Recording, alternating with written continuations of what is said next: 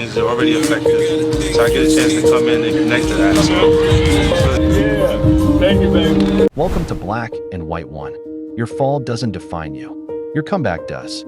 Before the world feared his ambition, before the money, the fame, the empire, there was just a boy named Curtis Jackson, a child born into struggle, raised by the streets, and shaped by a world where every dream had a price. At only 8 years old, he lost his mother, violently, suddenly, taken by a darkness he could never forget. From that day on, Curtis didn't grow up. He survived.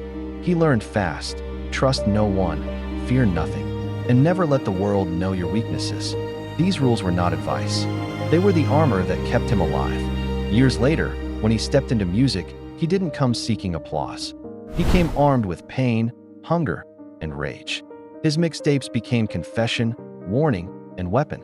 Every bar carried the weight of the life he escaped. But the streets don't forget. And one day, they came for him.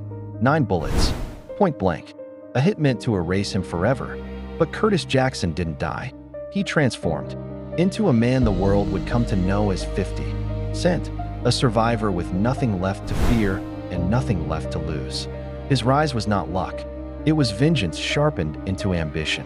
When Eminem and Dr. Dre discovered him, they didn't just sign an artist, they unleashed a strategist.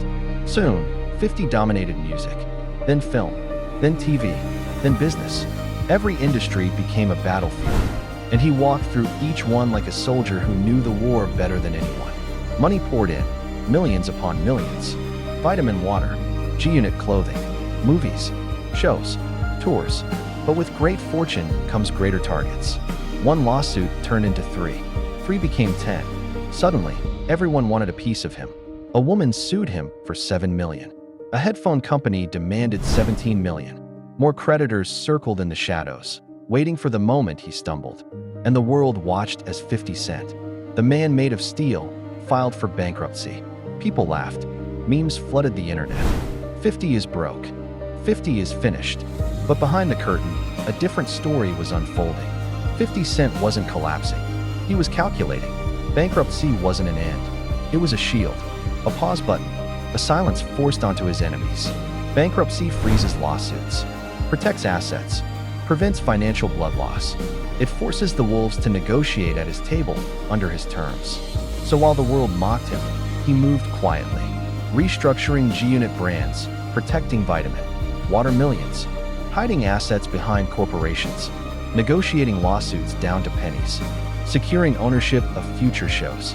He didn't lose money. He protected it. He didn't fall. He hid his power in plain sight. While headlines declared his downfall, he was building the empire that would make him unstoppable.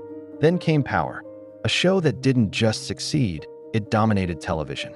Then came Power Book 2, Power Book 3, Raising Cannon, BMF, series after series, hit after hit, millions upon millions. A new empire, not built through rap, but through strategy, ownership, and a billionaire mindset. Today, people still ask, is 50 Cent a billionaire? But the truth is simple. If he is, he won't tell you, because he learned something more valuable than fortune. Visibility is vulnerability, silence is power, and mystery is protection. Curtis Jackson didn't escape poverty, he outsmarted it. He didn't lose his fortune, he concealed it. He didn't fall, he stepped back to leap further. This is not a story about money. It is a story about strategy. A story about a man who used the system better than those who built it.